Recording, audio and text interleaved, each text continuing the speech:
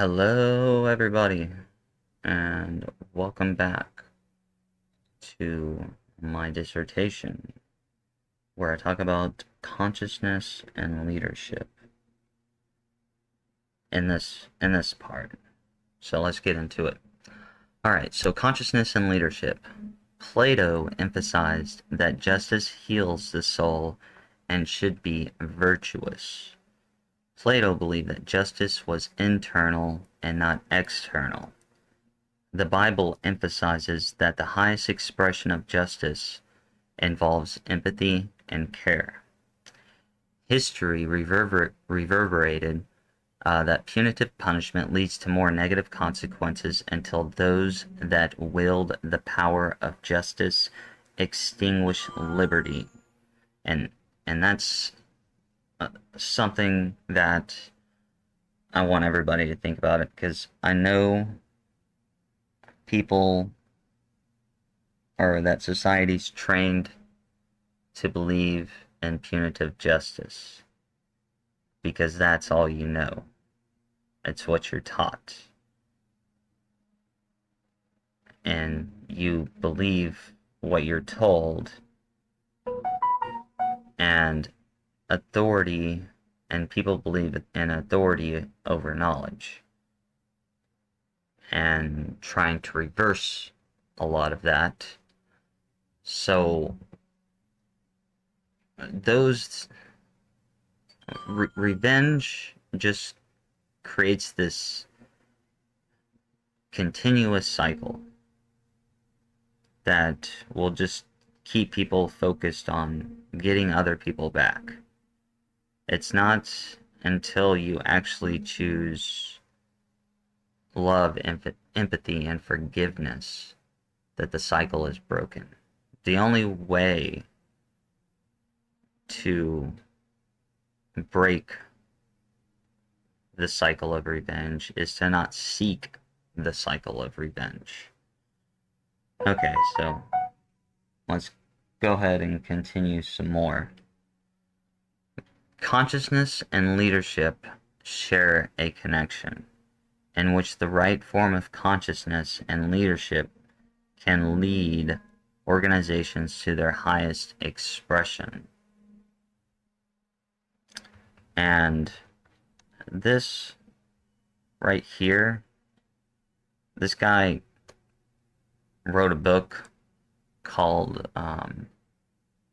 Mastering Leadership, in which a lot of about what I'm going to explain comes from that book. And I highly suggest the read.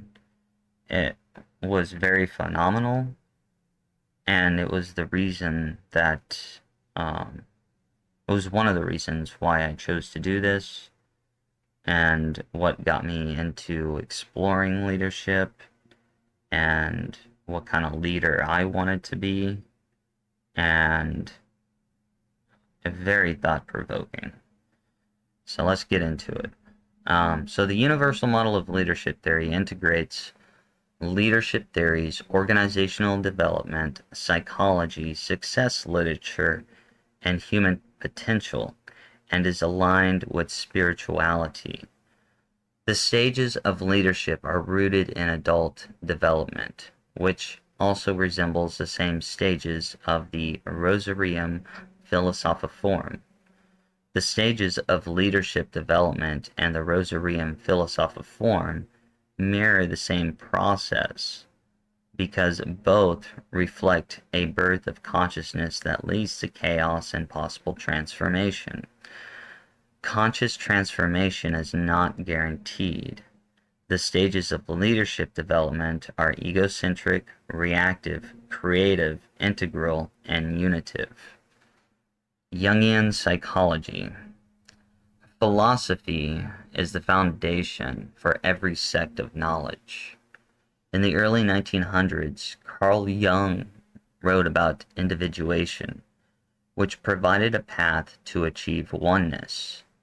Philosophy and psychology would make their way in the 2000s to create the stages of leadership that echo Jung's stages of consciousness: egocentric, reactive, creative, integral, and unitive. The first four stages are ego development, with the last stage embracing total ego death. Each stage of consciousness branches out to different strategies for how to lead an organization. So the most two popular forms of leadership are transactional and transformational. And that also reflects the where the mind is at. Like the reactive mind, which is, I believe, 75% of the population, is transactional leadership, or aligns with transactional leadership. The reactive mind does, and transformational leadership reflects, I believe it's 20% of the population that has a creative mind, and that aligns with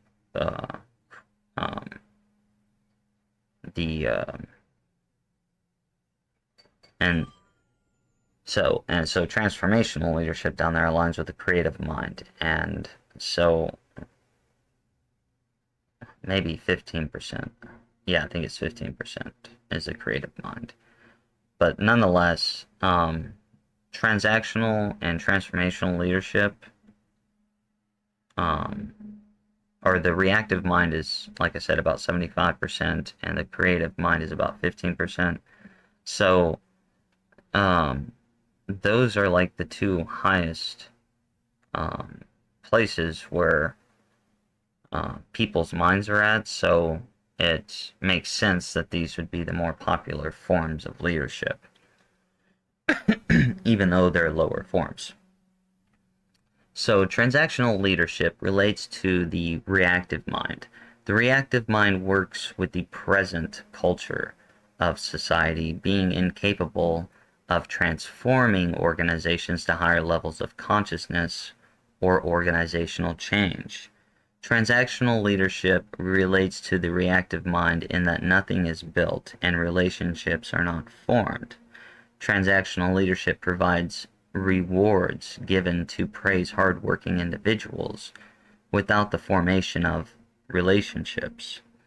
The aversive reinforcement of rewarding employees for certain accomplishments and not rewarding other employees creates a division within the organization that can manifest conflict. So now, transformational leadership. Transformational leadership relates to the creative mind. In the theory of individuation, transformational leadership represents the death of the old and the rebirth of the new.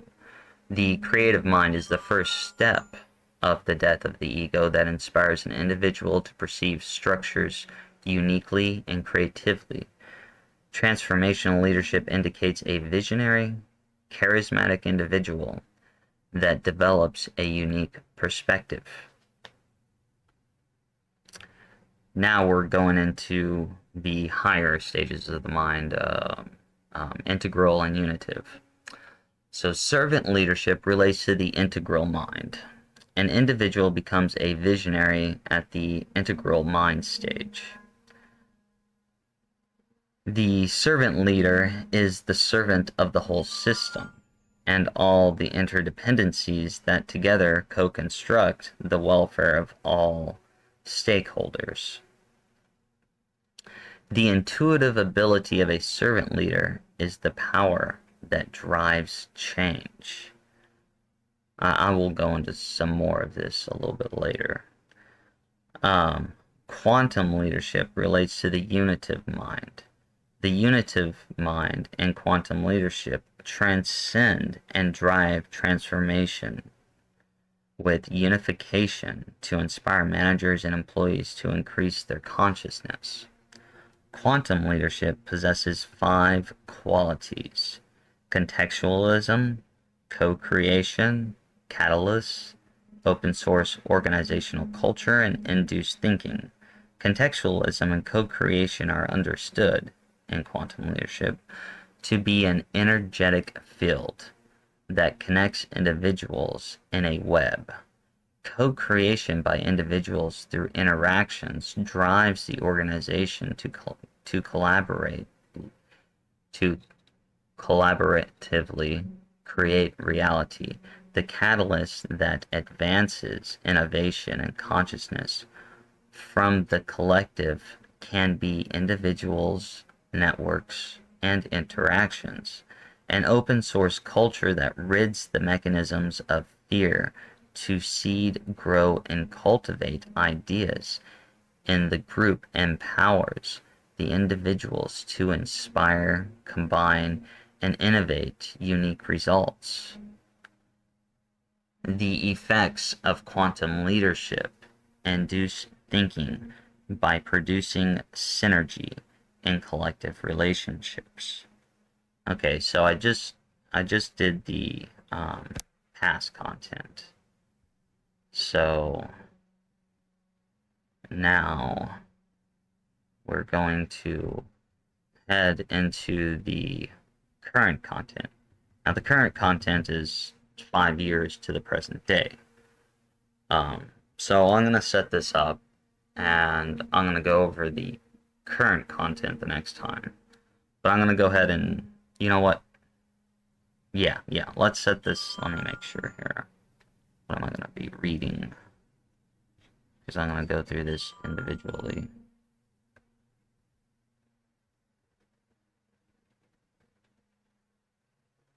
Okay, yeah, let's save this section for next time, but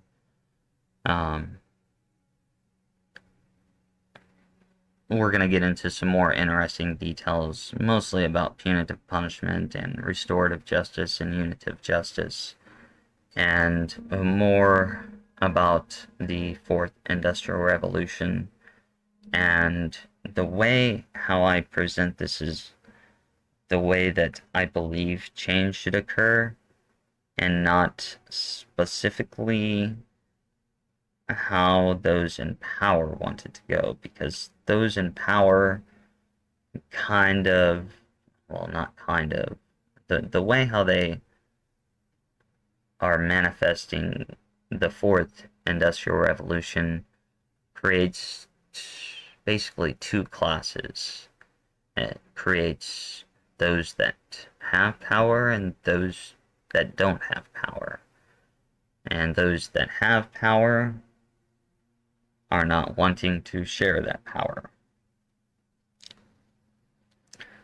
And that's kind of like a lot of my dissertation is my response to the way how things are going and how it's wrong and how they're trying to use knowledge to seem like what they're doing is good, and where I'm using the knowledge to counteract those ideas and provide an overall structure that anyone can have success. And the main goal for that success is developing your self consciously. And I'll get more into those details on how consciousness is transformed a little bit later on. Right now, the purpose of this section is to review what has been studied and what knowledge there is on the subject, because justice is very, very, very important. And I don't think that a lot of people see it, and mostly because when they think of justice, they think of revenge. And that is in no means a healthy way to advance society.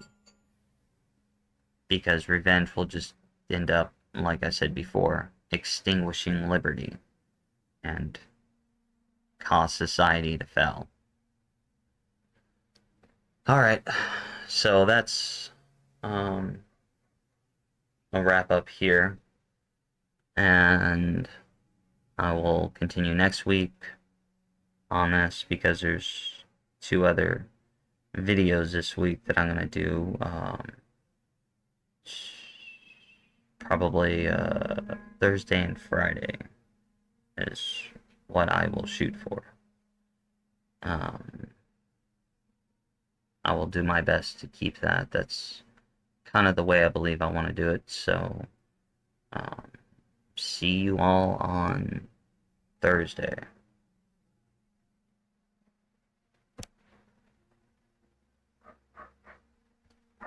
And have a wonderful day, and peace out.